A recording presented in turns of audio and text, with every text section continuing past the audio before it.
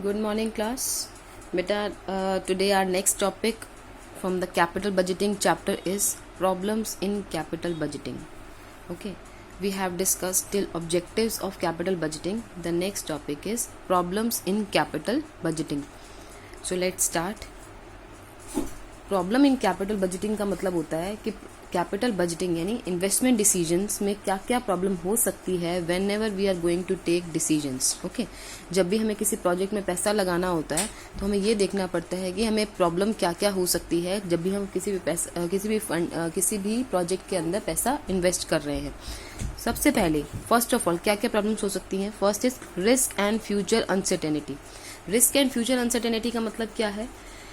आपको पता है अगर आप पैसा लगा रहे हैं, if you are investing in a particular project, पैसा तो एक ही बार लगेगा, इनिशियली पैसा लग जाएगा, बट उसका जो रिटर्न है that has to come in future period. ठीक है, तो अगर पैसा आज की डेट में लगा रही हूँ और रिटर्न का भी कुछ पता नहीं है, that will be incurred in future period.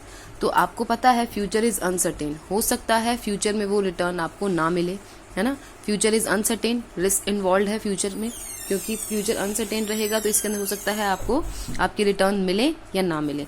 तो इसीलिए जहां पे लिखा है देखिए, the future is uncertain and hence the an element of risk is involve. तो मुझे नहीं पता कि मेरा पैसा मुझे वापस मिलेगा या नहीं मिलेगा. The profits which I have to incur in future time period. पैसा लग तो आज ही जाएगा किसी भी प्रोजेक्ट में, किसी भी मशीनरी में, लेकिन फ्यूचर में वो रिटर्न देगा या नहीं देगा, I don't know. Next is time element. Time element means this topic we have already discussed in chapter 1 as time value of money. Time value of money के नाम से हमने पढ़ा था.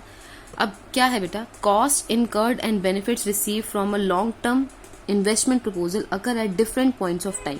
मतलब क्या है, किसी भी प्रोजेक्ट के अंदर आपका कॉस्ट है वो आज ही हो रहा है. आपका इनिशियल कॉस्ट क्या है, इनिशियल इन्वेस्टमेंट आपकी आज ही हो जाएगी, लेकिन आपके जो बेनिफिट है वो फ्यूचर पॉइंट ऑफ टाइम पे होंगे. दोनों का टाइम पीरियड अलग अलग है. ठीक है, बट पैसा लग आज रहा है, रिटर्न जो फ्यूचर में मिल रही है, उस पैसे की वैल्यू जो फ्यूचर में मिल रहे हैं प्लस जो आज पैसा हमारा लग रहा है, उनकी वैल्यू सेम नहीं है.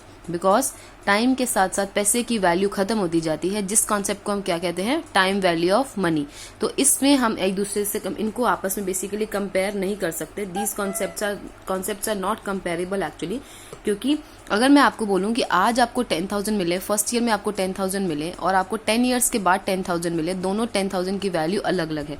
तो टाइम वैल्यू ऑफ मनी लिखा है ना यहाँ पे, as such they are not logically comparable unless adjusted for time value of money. यानी कि दोनों के दोनों 10,000 को हमें टाइम वैल्यू ऑफ मनी के अकॉर्डिंगली एडजस्ट करना पड़ेगा, तो ही हमारा काम चल पाएगा. Next is difficult to measure. Difficult to measure, क्या मेजर करना डिफिकल्ट है बेसिकली.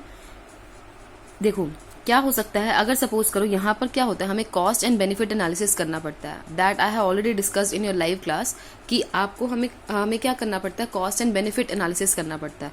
मतलब आज आपके जो प्रोजेक्ट में कॉस्ट लग रही है वो आपकी कितनी है, प्लस जो आपका बेनिफिट होने वाला है इन फ्यूचर वो आपका कितना है, उसका आप एनालिसिस करते हैं बेसिकली. ठीक है, अगर आपका बेनिफिट ज्यादा है आपके कॉस्ट से, then only are going to invest in a particular project, otherwise you are going to reject it. Okay, but क्या होता है बेटा, अगर सपोज करो क्या होता है, इसमें एक एग्जांपल भी लिखा है. For instance the launching of new product by the firm. मतलब अगर फर्म का ऑलरेडी एक प्रोडक्ट चल रहा है, बट फर्म एक नए प्रोजेक्ट में पैसा लगाता है जिसकी वजह से एक नया प्रोडक्ट लॉन्च करता है वो, बट जब वो नया प्रोडक्ट लॉन्च कर रहा है, दैट में रिजल्ट इन इंक्रीज और decrease in the sales of other products of the firm. ऐसा भी हो सकता है जो नया प्रोडक्ट आपका आया है फर्म का, वो दूसरे प्रोडक्ट्स की सेल को खत्म कर दे. ठीक है, तो इसीलिए हम क्या कह रहे हैं इसके अंदर कि बेनिफिट किस तरह से मेजर करूं, नए प्रोडक्ट का बेनिफिट मेजर करूं या जो पुराना प्रोडक्ट मेरे उसकी सेल खत्म हो रही है उसकी कॉस्ट मेजर करूं बेसिकली, है ना. मतलब दोनों तरफ से मुझे विन विन भी है, लॉस भी है. इसका मतलब क्या है, हो सकता है एक प्रोजेक्ट से मैं ज्यादा कमा रही हूँ लेकिन दूसरे प्रोजेक्ट के अंदर मुझे लूज करना पड़ रहा है. Right. Next is capital rationing.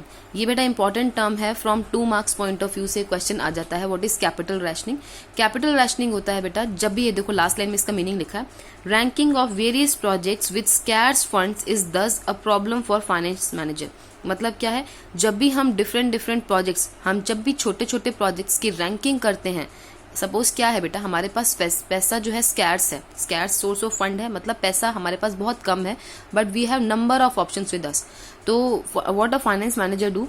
Finance manager never invest whole of the funds in one big project. He will invest small amounts of fund in different project. Small projects के अंदर पैसा लगाएगा वो. ठीक है, मतलब क्या है, एक बड़े प्रोजेक्ट के अंदर सारा पैसा ना लगाने की बजाय छोटे छोटे प्रोजेक्ट्स में कुछ अमाउंट पैसा जो फंड्स हैं आपके वो एम्प्लॉय कर देगा बेसिकली फाइनेंस मैनेजर. इसी को कंसेप्ट को बोलते हैं हम कैपिटल रैशनिंग. कैपिटल रैशनिंग मतलब है कि हमारे पास पैसा यानी funds are scarce with us, हमारे पास फंड्स की शॉर्टेज है. बस इस शॉर्टेज ऑफ फंड्स जो है बेसिकली हम उसको कैसे मीट करेंगे? We will not invest whole of our money in one project. अगर मैंने सारा का सारा पैसा अपने एक ही प्रोजेक्ट में लगा दिया तो अगर वो प्रोजेक्ट मेरा फेल हो गया तो मेरा सारा का सारा पैसा डूब जाएगा. तो कैपिटल रैशनिंग क्या कहता है? कैपिटल रैशनिंग कहता है पुट योर इन्वेस्टमेंट यानी put your funds in different projects. ठीक है, डिफरेंट स्मॉल प्रोजेक्ट्स. अगर एक प्रोजेक्ट आपका अगर नहीं रिटर्न दे पाया आपको, अगर वो प्रोजेक्ट जो है खराब हो गया यानी कि आपका रिस्क इन्वॉल्व था उसमें और आपको कुछ रिटर्न नहीं दे पाया, तो जो दूसरा प्रोजेक्ट होगा वो तो आपका एटलीस्ट आपकी रिटर्न यील्ड करेगा, रिटर्न देगा आपको. तो that concept is known as capital rationing. तो ये थी बेटा आपकी प्रॉब्लम्स ऑफ कैपिटल बजटिंग कि हमें क्या क्या प्रॉब्लम्स फेस करनी पड़ती हैं. That we have done problems in capital budgeting, यानी कि कैपिटल बजटिंग डिसीजन लेते टाइम हमें क्या क्या प्रॉब्लम्स फेस करनी पड़ती हैं लॉन्ग टर्म डिसीजन जब हम ले रहे होते हैं for investments. Okay, next topic is kinds of capital budgeting decisions. Kinds of capital budgeting decision क्या होता है बेटा कि कैपिटल बजटिंग डिसीजंस जो हम लेते हैं, इन्वेस्टमेंट डिसीजन जो हम ले रहे हैं, वो उनके टाइप्स क्या हैं, किस किस टाइप के डिसीजन लेने पड़ते हैं हमको. First type of decisions are accept reject decision. Accept reject decision क्या होते हैं? एक्सेप्ट रिजेक्ट डिसीजन है बेटा कि इसके अंदर हम क्या करते हैं, सिंपल मैं आपकी एक लाइन इसमें पढ़ूंगी, इन जनरल से पढ़ रही हूँ. In general all those proposals or projects which yield a rate of return higher than a certain required rate of return. For example, आप एक rate of return जो है फिक्स कर लेते हो कि इतना तो मुझे चाहिए ही चाहिए. ठीक है, एक पर्टिकुलर रेट ऑफ रिटर्न जो सपोज 10% आई एम फिक्सिंग कि I want at least 10% from a particular project. आप उससे 10% से ऊपर अगर आपको अर्न हो रहा है तो आप उस प्रोजेक्ट को एक्सेप्ट कर लो. अदरवाइज अगर 10% से नीचे आप उसको अर्न कर पा रहे हो तो उस प्रोजेक्ट को आप रिजेक्ट कर दो. This decision is known as accept reject decision. या तो एक पर्टिकुलर आप रेट डिसाइड कर लेते हैं, या तो उसको आप एक्सेप्ट करेंगे उससे ऊपर, अगर उससे नीचे है तो आप उसको रिजेक्ट कर देंगे. ओके, तो this is my accept reject decision. Next type of decision कौन से हैं एक बार चेक कर लेते हैं. See next type of decision कौन से हैं बेटा? Mutually competitive decisions. अब म्यूचुअली कॉम्पिटिटिव डिसीजंस कौन से होते हैं? म्यूचुअली कॉम्पिटिटिव मतलब अगर एक होगा तो दूसरा नहीं होगा, दूसरा होगा तो पहला नहीं होगा. इसका मतलब ये है, for example a company is considering two sides X and Y. Company जो है दो साइड्स कंसिडर कर रही है, एक साइड एक्स है एक साइड वाई है, for the construction of its plant, अपने प्लांट की कंस्ट्रक्शन के लिए. If side A is selected side Y will be automatically rejected. अगर वो साइड एक्स सेलेक्ट करते हैं तो साइड वाई जो है आपकी रिजेक्ट हो जाएगी. अगर साइड वाई एक्सेप्ट करते हैं तो side X will automatically be rejected. इसको बोलते हैं mutually competitive decisions. Next is priority order decisions. Priority order decisions बेटा जिसमें हम रैंकिंग प्रोवाइड करते हैं. Simply you can write ranking. It means there are different projects. जैसे हमने कहा कि कैपिटल रैशनिंग के कॉन्सेप्ट में कि जो आपके शॉर्टेज ऑफ फंड्स हैं उनको आप इन्वेस्ट करते हैं डिफरेंट स्मॉल प्रोजेक्ट्स में, और किस प्रोजेक्ट की प्रायोरिटी सबसे पहले है, कौन सा प्रोजेक्ट सबसे ज्यादा इंपॉर्टेंट है. जो प्रोजेक्ट सबसे इंपॉर्टेंट है रैंक देम प्रोजेक्ट नंबर 1. उससे कम इंपॉर्टेंट है rank them according to their return of investment. You can rank them like rank number 1, rank number 2, उनकी इंपॉर्टेंस के अकॉर्डिंगली, उनकी रेट ऑफ रिटर्न के accordingly you can rank them. ठीक है, तो ये 3 टाइप के हमारे डिसीजन हमने पढ़ लिए इन कैपिटल बजटिंग.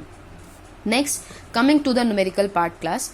ये क्या है बेटा? नेक्स्ट टॉपिक आपका जो दे रखा है, टेक्निक्स ऑफ कैपिटल बजटिंग और the methods of evaluating investment proposals और criteria of capital budgeting decision.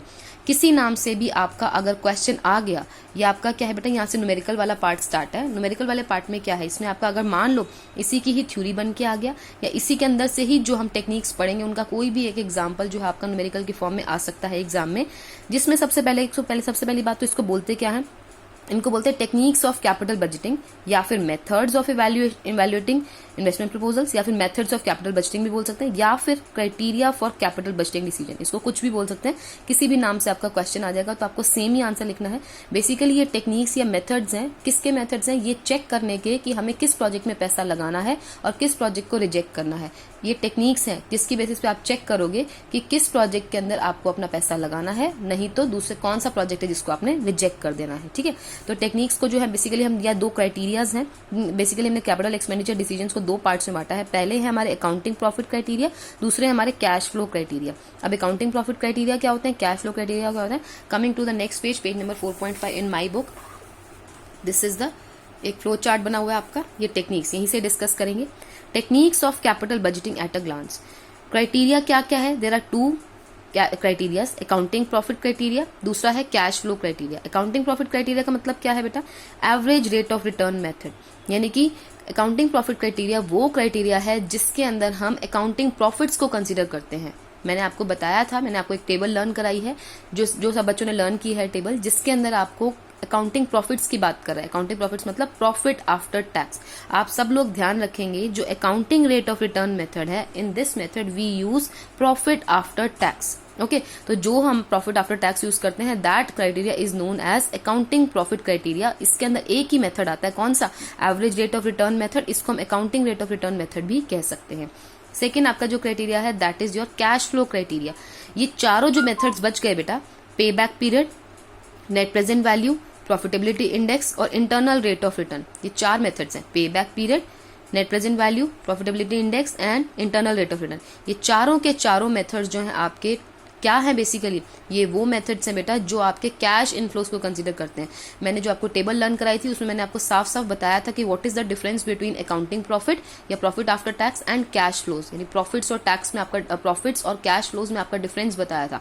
तो ये जो चार मेथड्स हैं, they will consider cash inflows, ठीक है। लेकिन ये जो मेथड है आपका accounting rate of return, this method will consider what, accounting profit after tax. Okay, so in my next video we will start with the accounting rate of return method या average rate of return method.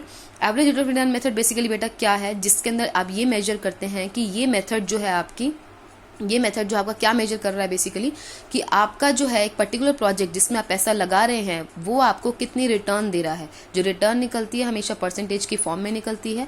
जिस project के अंदर आपकी return सबसे ज्यादा होगी, that project you will accept. जिस project की रिटर्न आपकी कम है, that project you will reject. Okay, so first of all we will discuss its formula is ARR मतलब अकाउंटिंग रेट ऑफ रिटर्न या average rate of return is equal to average annual profits after tax. मैंने आपको बताया था ना कि average annual profits after tax consider करता है, ये प्रॉफिट्स आफ्टर टैक्स कंसीडर करता है, upon average investment multiplied by 100।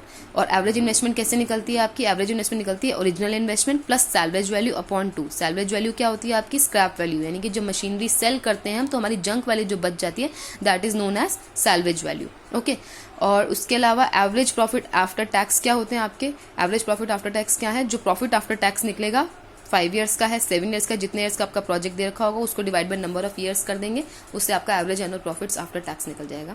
One more thing class, जब भी आपका कोई भी क्वेश्चन गिवन होगा, हर क्वेश्चन के अंदर सबसे पहले आपको क्या ढूंढना है, किसी भी प्रोजेक्ट की इनिशियल इन्वेस्टमेंट कितनी है। इनिशियल इन्वेस्टमेंट मतलब कैश आउटफ्लो, कि आपका आज के डेट में अगर इस प्रोजेक्ट में पैसा लग रहा है तो कितना पैसा लग रहा है, इनिशियल इन्वेस्टमेंट या फिर कैश आउटफ्लो। और उसके बाद आपने क्या ढूंढने हैं, कैश इनफ्लोज या फिर प्रॉफिट्स, जो भी आपको क्वेश्चन के अंदर दे रखे होंगे। That I will discuss in my next video. So in next video you will check how to calculate ARR यानी अकाउंटिंग रेट ऑफ रिटर्न। और उसके बाद बेटा जब हम उसको कर लेंगे, then after that you have to study advantages as well as disadvantages that I'll discuss in my next video only. It's okay, but in next video जो अभी आपके पास इसके बाद जो वीडियो आएगी उसके अंदर I'll discuss illustration number 1 class, illustration number 1. Okay, सो अभी तक आप इतना ही पढ़िए, उसके बाद नेक्स्ट वीडियो आप चेक करेंगे और जो भी डाउट रहेगा you can ask on the WhatsApp group class. Thank you.